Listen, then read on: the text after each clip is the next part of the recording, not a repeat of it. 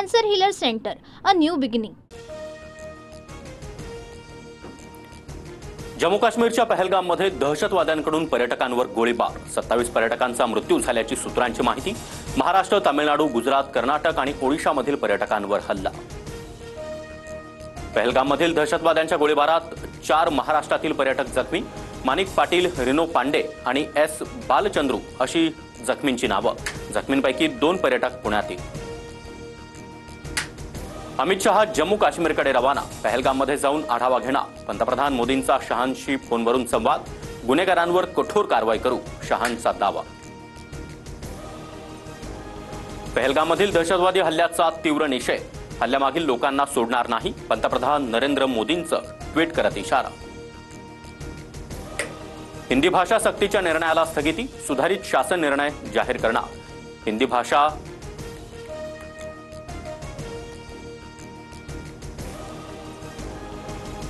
राज ठाकरेंनंतर उद्धव ठाकरे देखील कुटुंबियांसोबत परदेश दौऱ्यावर.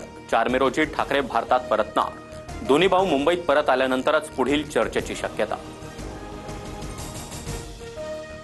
ठाकरे बंधूंनी एकत्र येण्यासाठी कार्यकर्ते आग्रही. अभिनंदन ठाकरे बंधूंनो, लवकर एकत्र या, मनापासून एकत्र या. पार्ले पंचमतर्फे शिवसेना भवनासह कलानगर परिसरात बॅनरबाजी. राजकारणामुळे नाती तुटत नसतात. ठाकरे बंधूंच्या युतीचा विषय जिवंतच राहणार. राज ठाकरेंसोबत युतीसाठी उद्धव ठाकरे कमालीचे सकारात्मक. संजय राऊतांकडून स्पष्ट. मुंबईतल्या सर्व लँड स्कॅमचे बादशहा उद्धव ठाकरे. भाजपच्या कार्यशाळेमध्ये आशिष शेलार यांची उद्धव ठाकरेंवर टीका. युगेंद्रची माझ्याशी किंवा अजित पवारांशी तुलना करू नका. युगेंद्रचं आतापर्यंत चांगलं काम, इथून पुढे देखील साथ द्या. युगेंद्र पवारांच्या कार्यक्रमाला उपस्थित असणाऱ्या युवकांना शरद पवारांचा सल्ला. बारामतीमधील विद्या प्रतिष्ठानच्या बैठकीसाठी शरद पवार, सुनेत्रा पवार आणि युगेंद्र पवार एकत्र. तर जनतेच्या कामासाठी सरकार प्रतिनिधींशी बोलणं चुकीचं नाही. बैठकीवर शरद पवार यांची प्रतिक्रिया.